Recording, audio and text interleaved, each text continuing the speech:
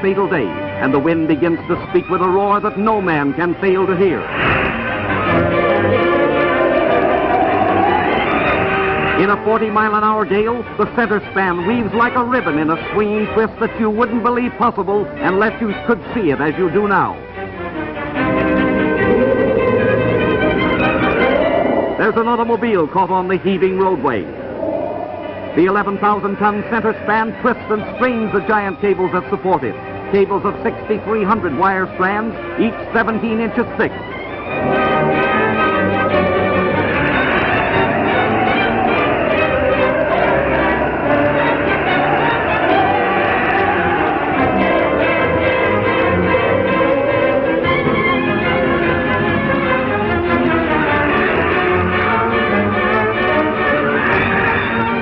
Back out of the danger zone, all stricken spectators are driven to safety as the bridge gyrates like a nightmare high above the river, twisting, turning, curling.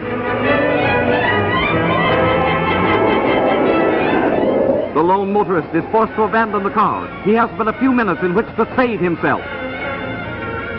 Face to face with fate, his destiny hanging in the balance. Will he heed the last warning or perish with the doomed structure?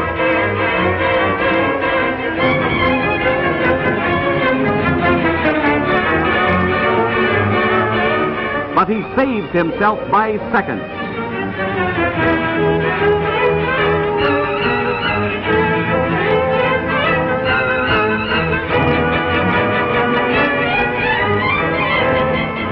No structure of steel and concrete can stand such a strain. Steel girders buckle and giant cables snap like puny threads. There it goes!